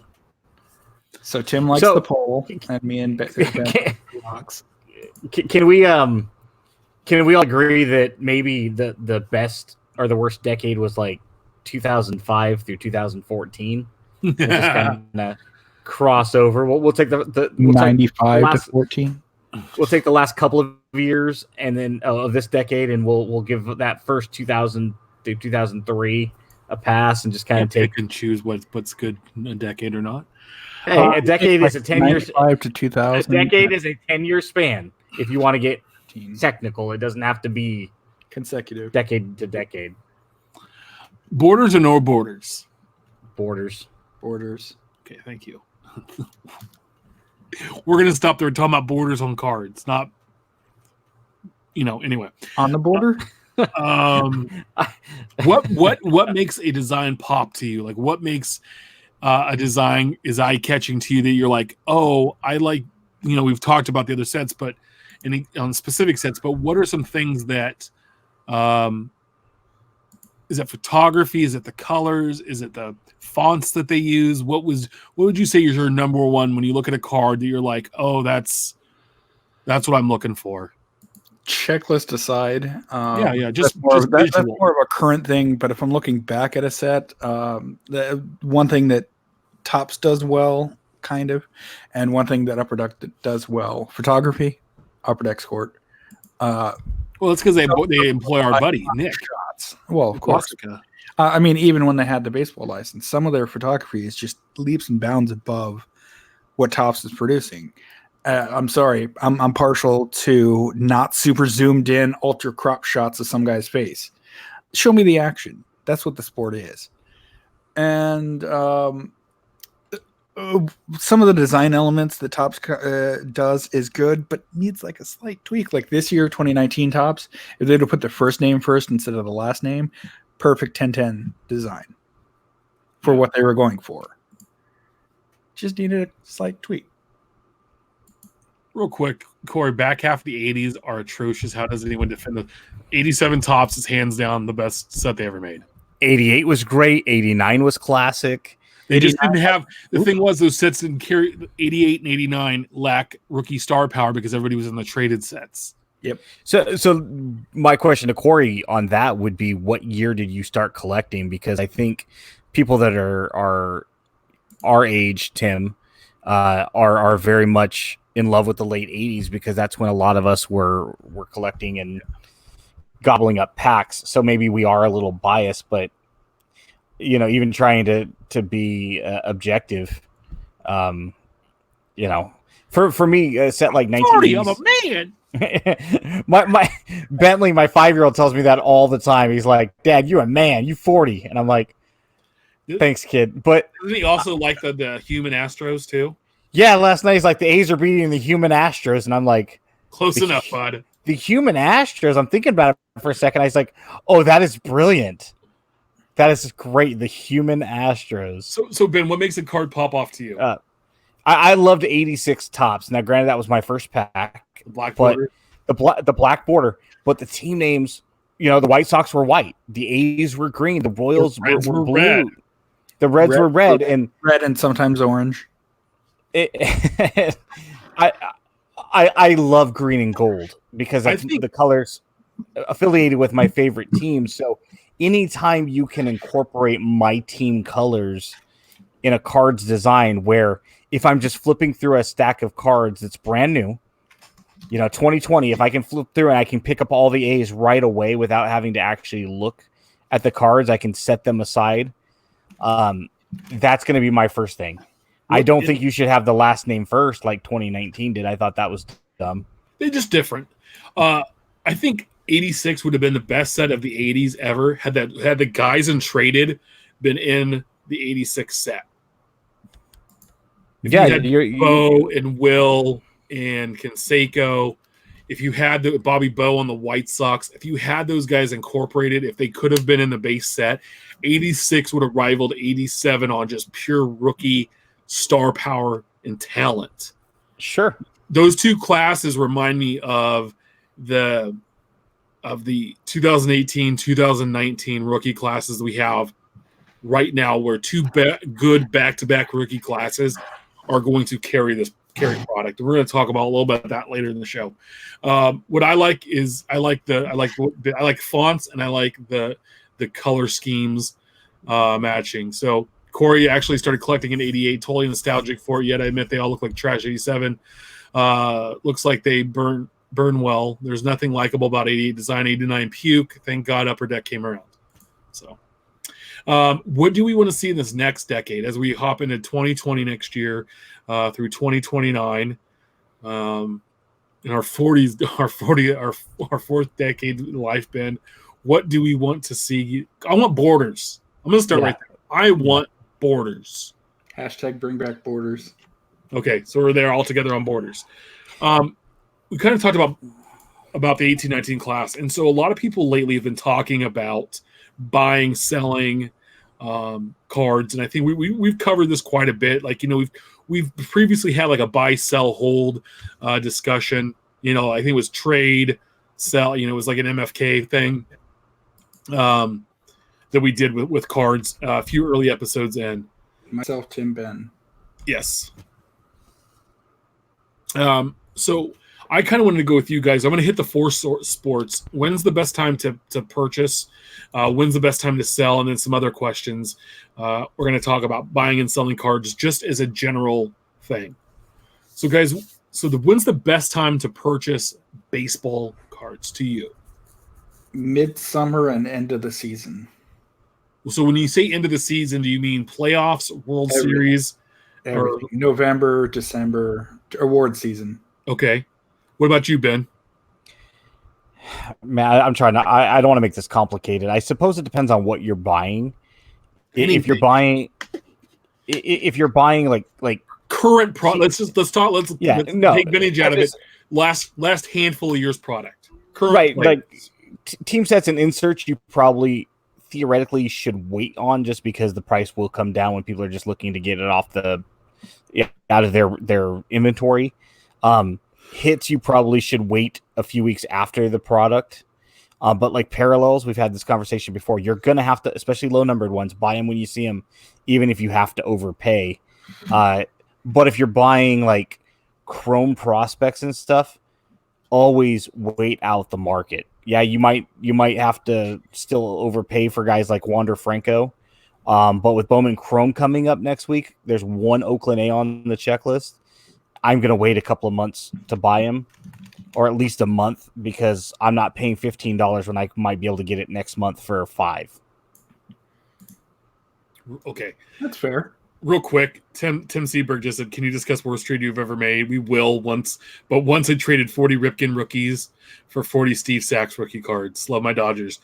Not even Dave Sachs, his brother, would do that, or even Warren Sachs, his uncle, who I'm in a local club with, would have made that deal. So I win. If we want to discuss these, I mentioned this one before. I win. Yeah, I once traded Jerry Rice rookie card for a Tony Gwynn 87 top. I once traded a Jerry Rice rookie card for a a stack of like 3 or 4 Keith Jacksons, because Keith Jackson, the tight end for the Philadelphia Eagles, was a stud in Tecmo Bowl. Yep. The best time to purchase cards to me for baseball is winter. So November, December, early part of January is where I go. I was tagged in a conversation today talking about 2018 update, and Ryan Cracknell said, yeah, I saw that, Shep picked up some Acunas for $2, update Acunas for $2. Yeah, I did, early December. To me, that's the point in time of the year where you have guys that hopped in Series 2 and update very heavily, that dealers and sellers that need to move that inventory at whatever cost to recoup money to buy for basketball and for football. And you can really swoop up on some basketball or baseball stuff then, especially this year. So you have 3 first-round quarterbacks, and with Kyler being a very interesting player, and then Zion in basketball, those will just Zion himself, that is going to carry that price point up. So I'm telling you, they're going to need to recoup money. That is going to be a really good time to swoop in and grab those youngsters there. As far as basketball, Ben, when do you think the best time to pick up basketball? As a general rule of thumb, can we all kind of agree that if you buy in the off season, you're always going to get better deals, just because people are really looking to recoup on their internal rate of return. People that bought cases that just need to liquidate, cash out, and move on. But a really good time to buy really any sport would be after a player's had a couple of bad games. If it's a guy like there was a conversation that our friend Sooz had written that article on update from 2018, and why are we the price is escalating, it's appreciating, and somebody had responded, I'm not looking forward to 2019 update. I collect Bo and Vlad. I imagine he's a Toronto Blue Jay fan, and you're kind of at a disadvantage, so you're really going to have to watch the market pulse extremely well for those kind of guys. Do you think he's a Blue Jay fan, or he just collects the hot guy? I see. That was my first thought was, yeah, sure, you're a Bo and Vlad fan. And it's like, well, maybe he really is a Blue Jay fan, and I can empathize. 2012 was a really bad year for the A's because they had a ton of rookies, and it was costing me a fortune to collect them all. You almost have to wait for either a slump or an injury. If one of these guys get off to a really bad start or have a week, you're out 6 weeks. Now would be the time to sweep in and grab whatever it is you've been waiting on, because the market is going to shift. It absolutely cracks me up. So, Steph, do you have similar thoughts if we just lump in the other sports and say the off season is probably one of the better times to do, or after a player, something happens with the player where he's not performing up to his normal standard, you agree that's the time to run him down? Sure. Yeah. I mean, you can kind of look for like the early season releases, mid-season. Sorry about that. Give it a month or two and then let it all cool off and let everyone try to sell the newest and the latest and the X model car, so to speak. But that would be a great time, and naturally the off season when everyone's trying to offload it. The one thing I would say is that don't chase the big fantasy week. So like this week, if you don't be chasing down Lamar Jackson. This is the worst possible. You could have bought him for what, 30% of what they're going for this week versus last week. If you did, rule of thumb, if you didn't want the card yesterday, you don't want it today. Just keep that in mind. I mean, I had taken a card. I accidentally bought 2 orange shimmer Sean Murphy Bowman Chromes numbered out of 25. And I kept one. I threw one up on eBay for $20, basically just to get my money back and then basically break even once, all the fees had come out. Nobody in 2 months made an offer on that card. I took it to the show last month. Nobody even looked at it. And then last night he hits 2 home runs and I get an offer while the A's game is going on. So kind of keep that in mind. That's how this hobby works. And you're either going to overpay or you're paying at the height of a market or an escalating market like Jacoby Brissett did, and the fact that all his stuff appreciated within minutes. Why? He didn't do anything differently. All he did was show up that day, somebody else retires, and now he has a sudden market. Keep that in mind. Yeah. If Brissett becomes a Hall of Famer, fantastic. Buy his stuff next year. Pay current market worth and be good with it. But as a general rule of thumb, number 2, all this stuff has a shelf life of about 7 to 10 days. Yeah. And I love this quote by Corey redeems himself here. We're going to talk about when the best time to sell. He goes, sell right after those big fantasy days in football. It's the most fun week-to-week selling in my mind. It is. Absolutely. Yeah. Also in football, post-Super Bowl, the champion cards is a great time to sell those. Usually during the playoffs and the finals or the World Series, the Stanley Cup, the Super Bowl, the teams that participate in those, that week's a great time to sell. And then after whoever the winner is, then selling those cards then too. Like the preseason or right as the season's ramping up, people are getting back into the hobby. It's a great time to flip cards. A few years ago, 2015, I listed a whole bunch of cards the opening day through that week. And I sold so many. This is before I had a store and stuff on eBay. I sold so many cards that week. It was incredible. I funded my cards for days off that. I probably sold 100 cards in 6 or 7 days, just because people were buying up. So, well, it's a really good point by Corey. I'll use a guy like James White as an example. Any Patriots fan that collects cards already knows about him. They have cards in their collection of him. But when he hits the AFC Championship game this year, he hits the Super Bowl. Next thing you know, he has 120 all-purpose yards and 2 touchdowns. When more people, the casual fans, are watching, that is absolutely the time to sell or raise your prices, because people are going to come on there and they're going to look and go, "Hey, son, do you want a James White card? Yeah, Dad, he's exciting. And next thing you know, you sold this card that sat stagnant. Yeah, because after that Super Bowl a few years ago where he would just ball out in the fourth quarter, I sold 4 autographed indoor relic cards the following Monday. It was awesome. Who was the kid from Philadelphia? Corey Clement, the running back. Is that his name? Yeah. They caught that one in the back of the end zone. That weirdly enough, both Wisconsin running backs. There are a lot of guys like that, Sean Murphy, 2 home runs.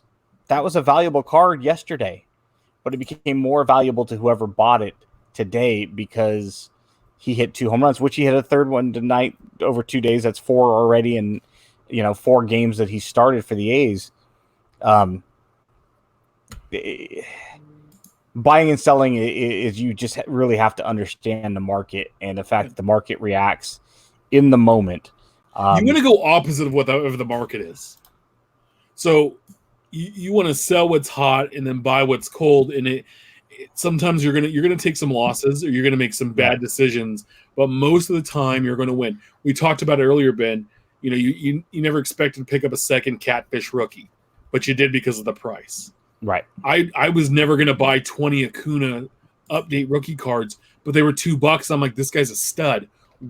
Why am I going to leave these here for somebody else to grab? I'm going to buy them all. And let's preface this with a disclaimer. This is not investment advice. This is buying and selling for your PC. When is a good time to capitalize? I mean, there's a lot of players that we've all, years ago in 2012, when Cespedes had hit the scene, his stuff was selling ridiculously high, and then he got injured in 2013 or something, and all of a sudden I was able to get his Topps Chrome Black, which I believe is serial numbered out of 100. I got that for considerably less because I bought at the right time. It's probably even less now because he's been injured forever now, and he's not with the A's, so it's probably a less desirable card. But we're really talking about buying PC items. Buy when the price is right. When is the price right? Wait. If you can wait out the market, and like you said, Tim, whatever the market is reacting to, do the exact opposite, because that's going to be the time to grab your guy. So you're not saying that someone should recommend, hey, go pick up these guys and then sell a whole bunch of them? Correct. Yeah, I just wanted to make sure that we were clear that this isn't investment advice. Don't go buy certain things. It's just more of a, if you're on a finite budget, you only have so much money each month to spend and you want to maximize it. Don't buy the first day of release. Or if you have a crap ton of stuff and you're looking to move it, when's the best time to do that? Yeah. Like right now, for basketball, if you're a New Jersey Nets fan, Brooklyn Nets fan, wherever the hell they are, or, you like Kevin Durant because, you like Texas, you like the Longhorns. This is going to be right now the time to buy because he's injured. He's going to a new team. He has an Achilles injury. He's kind of been aloof and kind of a jackhole lately. And so it's like, hey, people are the Warrior fans that spent the money on him maybe are trying to flip that to now go get D'Angelo Russell cards or go get more Steph Curry or even Klay Thompson because he's hurt and now it's a cheap time to go get Klay. Those types of things. So when injuries happen and stuff like that, that's a good time. If you like that, if you like the moron that was in Oakland that's now in New England who's having other issues, I think legitimately this is I don't know how much more hits this dude can take before he's just like the total enemy of everybody, but he's getting there. But if you like him, probably now's the time to go out and pick up some of his cards. Oh yeah, the market's good. The market will be oversaturated, and it's going to bottom out. Yeah, and Durant's a perfect example. Don't wait until April when he comes back semi-healthy and Brooklyn's in the playoffs and he scores 70 points over 2 games, and you're like, oh, this is Kevin Durant of old. That would be the wrong time to buy. And just got to kind of think about your personal budget. What are your collecting goals? Why are you buying this card? Bowman Chrome's coming out. Perfect example. These autos are going to sell for stupid prices, regardless of the name. I mentioned earlier in the show that the A's guy Jameson Hannah, I don't expect to be much more than an $8 to $10 card at some point, maybe less. But first couple of days, he's probably going to be $20-$25. So take a look at this. Steph put I this up. saw this from Blow Up Buzz just the other day, but it's kind of a good discussion what we're talking about. Presumably, they picked up the Marquise Brown at numbered. Is it numbered? Doesn't look like it's numbered. For $40, and huge week one, and sold for nearly 150. So made $100. Yeah. Pick it up. And also keep in mind, wait for a huge week, sell it. Keep in mind, Marquise Brown is a receiver. Josh Jacobs of the Raiders, who had 2 touchdowns and 100 all-purpose yards. He's a running back. These are positions in football that don't tend to carry a lot of value year over year. So if you can be patient on Jacobs and Brown, wait until either they have a couple of bad games or wait till next year when the new class is out. Our friends Doug and Dan on the hype with Mojo Break, they were talking about this last year as Saquon, and they were talking about Kamara and Odell and all these guys at one point that had a lot of value first year going into the second year and beyond, seeing like a precipitous decline, 30 to 70%. And it's just because now the new guys are out. And the fact that if you're not a quarterback, football cards don't tend to hold the same value long term. And real quick too is I love collecting rookie cards. Not second year rookie cards. That jackass third base. But second, and going into their sophomore season to go back and pick up the rookie cards, because now everybody's salivating over the new class. Right?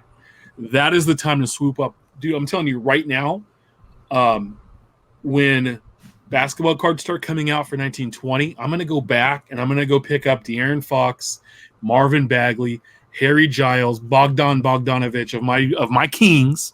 I'm going to go and swoop up their rookie cards, even though it's like Fox's third year. I'm going to go back and grab rookie cards of those guys because people are going to try to flip them now because they want to spend money on opening packs to pull a Zion. And right here, Corey's been killing it tonight. So do you guys think sealed 1920 basketball is a good investment to leave sealed? I don't know how it can sustain these pre-sale values, 150 for Hoops and Donruss. Yeah, real quick, to be honest, no, that's insane because a box of Hoops at cost is probably not even half. It was maybe half of that, if not less. Without giving too much, pulling back too much of the curtain, what I could get for my distributor and what I put in for my pre-sale or my pre-order was less than half of 150 for Hoops. And normally Hoops is a $60 box. Or I'm sorry, like $60 to $80 box, kind of depending on when you buy it in the year, right? So, and when you ask a question about $80 box, whenever the question about investing comes up, and anybody who follows me on Twitter knows my thoughts on investing in the hobby. The two questions you have to ask yourself is, one, is that an amount of money that's going to affect your household budget? Is that money that you could, drop $150 and forget about for the foreseeable future? And two, how much are you expecting that to appreciate? In other words, if you bought a $2 Acuna out of the box and it becomes a $10 card, that's a good return. And $2 isn't really going to affect your budget whatsoever. But how long are you going to have to sit on it to make that 2 turn into 10? I always say, give me $1 today instead of $2 tomorrow, because that dollar can work for me today. If that $150 box appreciates to $250, is that a good enough return to you? But how long does it take to get there? And then what if the bottom falls out? Because other stuff is going to come out. How long? Well, yeah, and other stuff, you got to think the early on products, there's a lot of base to entry level products. They don't have a lot of the heavy hitters until mid and late year. And then that's what people are going to really want. Prism basketball this year, I can't even, dude. I'm going to tell you right now, Prism basketball blasters that are $20 at Target and Walmart, don't think that they're not going to be $40 to $50 on eBay, and everybody's going to go in and swoop those up. And especially Prism. Mm-hmm. And I kind of agree with Aaron there that basketball, especially, prices are way too high for unopened. Yeah. And guys, this is going to be the year not to bust wax of basketball, but to buy. If you're not trying to chase a Zion rookie and retire off of it, I mean, the guy right now is being hyped more than his cards are. He hasn't done anything. He played 1 year in college and really didn't do anything at Duke that was that fabulous, right? And so now you're going to put all your hopes and dreams on this guy that's never done anything versus where you could take that money and go buy established stars or go pick up other guys you like after the product's been busted and that guy's struggling to make it meet and they got to blow out their inventory. Go pick up the cards then. Yeah, you don't get to open the packs, but guess what? You're getting a smoking deal on some other rookies. You know, John Morant might be a good price. You know, you might be able to pick up RJ Barrett's. It's crazy. I'm going to tell you this right now that when it comes to buying this stuff, yeah, you're paying prospecting prices. I mean, I don't think that's any secret, and I don't know that any of this stuff is going to have enough appreciation value. And seriously, if Zion doesn't come out right off the bat as a 20-8 guy for the first 3-4 weeks of his career, you're going to see a decline like nobody's business. People are going to start jumping off that right off the bat. Yeah. And real quick, I got a conversation with somebody earlier today about Jordan. Jordan will not have a rookie card in 2019 due to the fact that he debuted too late. Beyond the post date. Yeah. So there's a date they have set with the top set with MLBPA, that if they come after a certain date, they'll be in the 2020 product. So all of his rookie cards will be in 2020 Series 1, which I'm going to have cases of. Yeah. So I'm super excited. So, yeah, he will be in there. There's a couple other guys. And then so that's why Jordan doesn't have any rookie cards. Kind of like what happened to Reese Hoskins. Reese Hoskins' rookie card was into Series 1 in the year after he blew up and hit all those home runs. And Alvarez will probably, if he is in Series 1, is probably going to have a short print and a super short print. Of course. Because they're going to try to make up for the fact that he's a rookie this year. And the buddy that the Reds guy, Aquino, will be in there. Speedies. Yeah. By the way, I sold those Billings Mustang cards. Mm-hmm. Did pretty well there. Nice. We talked about prospecting stuff. Okay, so my biggest pet peeve when selling cards is that when someone on Twitter tags you in an eBay listing, I'm fine with helping out friends sell a card, but when it's someone that doesn't follow you and you don't follow them, there's not a mutual following somewhere. It could be a one-way following where they follow you and you don't follow them for whatever reason. It happens. Or you follow them and they don't follow you, but then they tag you to help sell their card. I don't get that. Why would you? Somebody tagged like 15 of us in a eBay link, and I don't think any of us followed the dude. What was funny about that was he didn't follow. I realized he didn't follow me. I'm like, how do you know who I am? And then you made a comment about it, and then I started looking. Okay, you're on the tag. I'm on the tag. I'm not. Who else is on the tag? Freedom Cardboard. Yeah, Freedom Cardboard was on there. And then Cardboard Icons. And as we go down the list, it was like there are a lot of people on this list that have a considerable amount of followers or influence, or if they were to retweet it. I mean, we all know that if you retweet, if you want to tweet at Ivan, watch the breaks. If he was to retweet you, 8,000 people potentially could see it. He's not a bad person to tag if you're looking to sell something. But I imagine he's only going to retweet you if he knows you. Or you follow each other. Yeah. Dude, he didn't even follow. So I thought maybe he followed the show handle and just not us individually, right? Nope. Doesn't follow the show either. No, and that was tagged FCB. thing. He Remember, tagged Chauncey. He tagged Ivan. He tagged Cardboard Icons. He tagged Chap. He tagged. Sorry, Steph, he didn't tag you, bud. I get it. I think you have more I followers. have more than both of followers us, than but- both of you, but it's okay. It's okay. Yeah, Not you hurt. are a Twitter legend. no, but that's the thing is, I don't know where he got that. This is not the first time I've been tagged. This is just the first time I realized it when a couple of other people are like, "Dude, that's tacky." And my first thing was, does this guy at least follow the show? Because if he listens to the show, okay, hey, I'll be more than happy to. He supports the show. I'll throw him a retweet, and then I start realizing not only did he not follow the show, he doesn't follow us, and he doesn't follow any of the other 13 people. Yeah, And that's weird. it's like, listen, I don't know what your game is, but just I'll be the first one to retweet you if you're looking to get more eyes on something. Yeah, or And- like you've done, any of these guys, like any of the people that watch the show or have interactions with us, hands down, we'll do it. Heck yeah. Hey, can you give me a little, or even I've had people send me a DM. Hey, do you mind if I tag? Would you, retweet this for me or whatever? I'm trying to. Oh yeah, sure. So Well, and last that's night one of those another plug for Sooz's Card Chat, but that's how you get a good following of people in the hobby and people with opinions and people that become friends by nature of you interacting with them, and that's how you would get some interaction if you're going to post a bunch of links of eBay feeds. Hey, we're friends now. We've been chatting for X months. Can you retweet this? Sure. Yeah. Last night I got a DM from a guy that I follow. He follows me.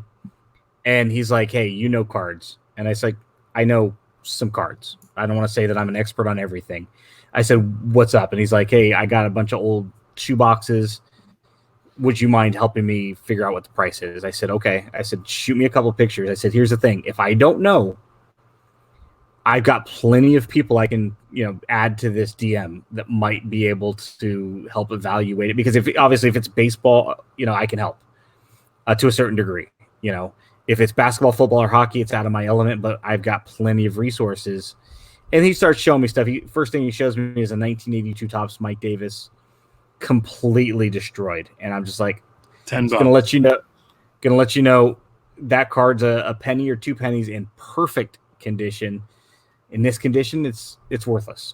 Okay. I said, is that kind of what we're looking at? And he starts showing me some other group pictures. And I'm like, it's your typical junk wax collection of a shoebox from somebody's garage.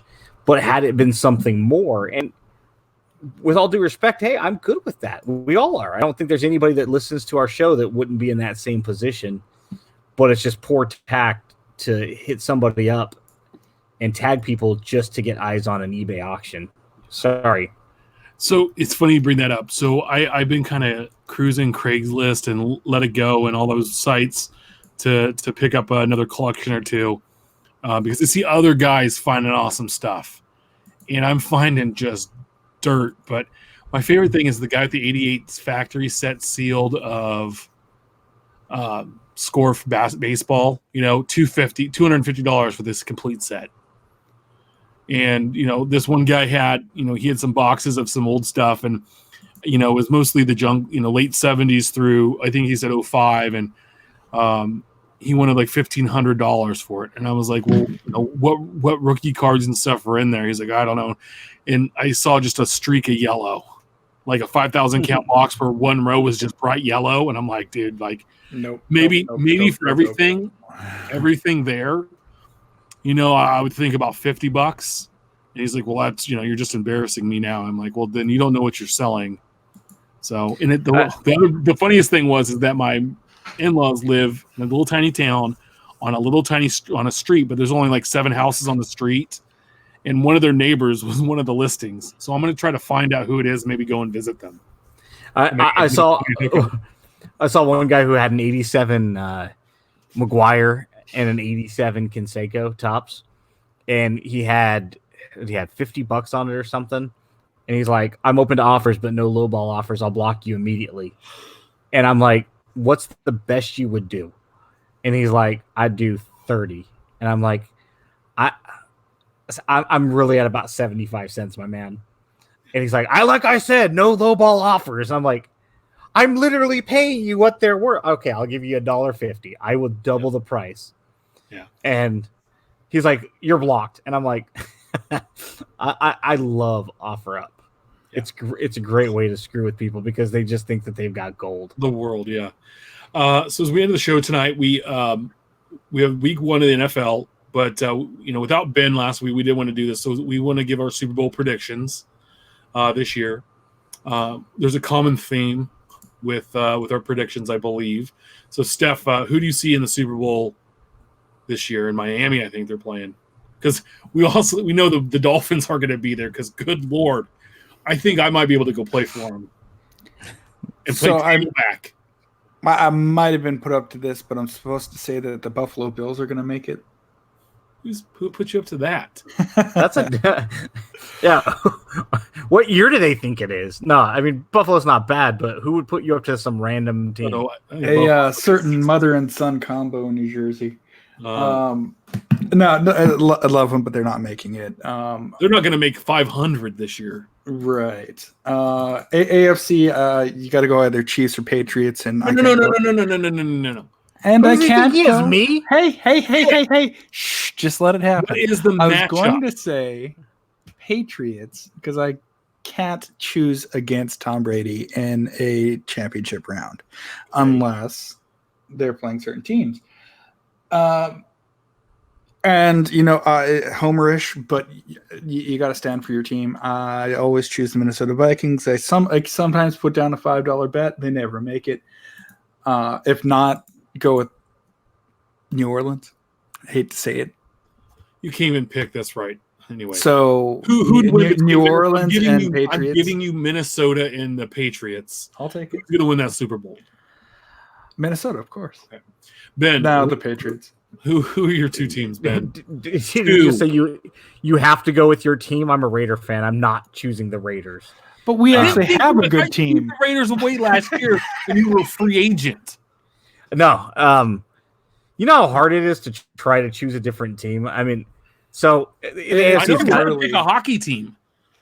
In the AFC. Oh God, there's such a stupid name. First of all, the Chiefs' offense potentially can be iconic, but they've got no defense, and because they have no defense, there's no way they get past New England. I'd be shocked.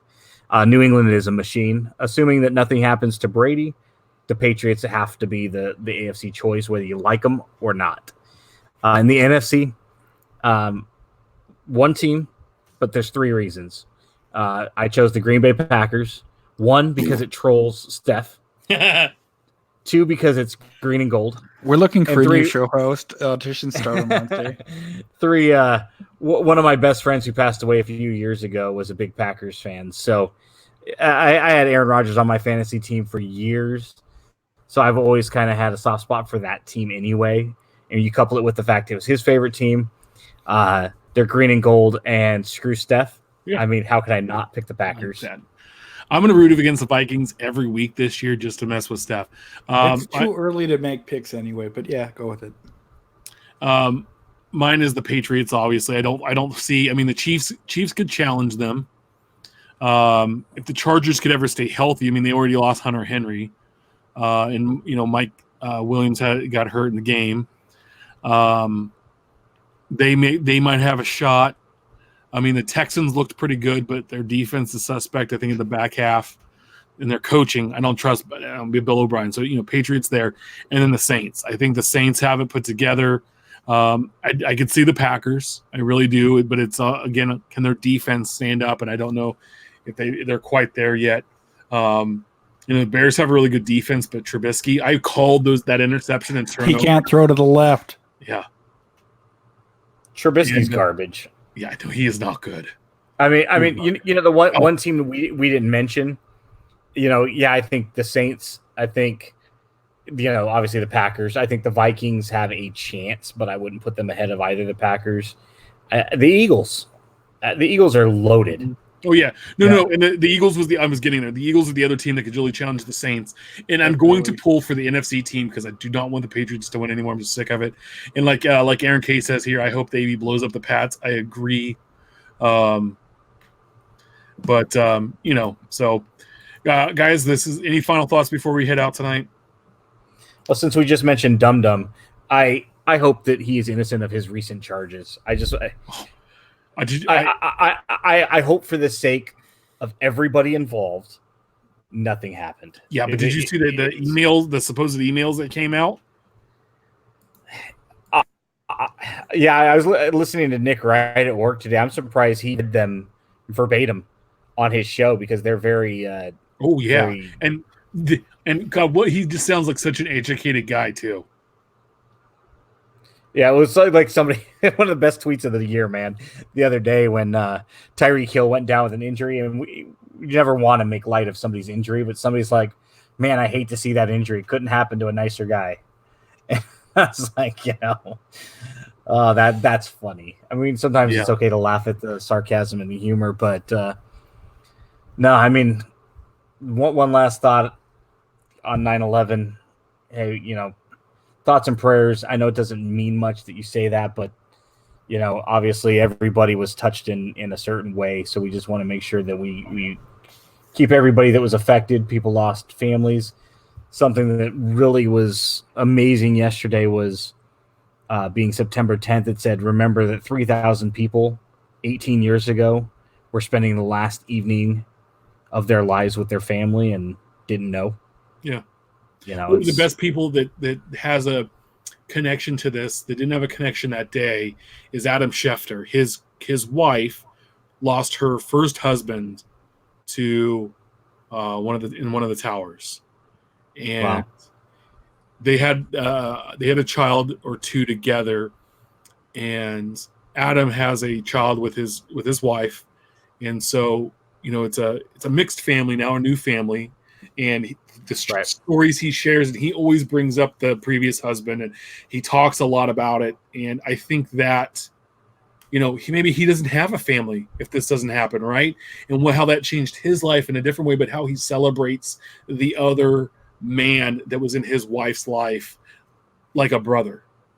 Sure. It's very interesting if you go and read some of the stuff he's put out. So just a different. He like a couple years ago he did I know he did a podcast. He has a podcast. I know he talked about, I believe, last year. So anyway, remember we're live every Wednesday at 8 p.m. Pacific, 10 Central on all of our platforms. YouTube, Periscope was down tonight. I'm not sure why it wasn't working, but Facebook Live. Make sure to subscribe and review our show on all platforms. Follow us on Twitter at About the Cards. You can always follow Ben at Our Trading Cards. You can always follow Steph at Junk Wax Twins. You can always follow me at Big Shep 79. And please share your hobby stories, great pulls, and send your questions our way. We love it. And send your Super Bowl predictions to us too.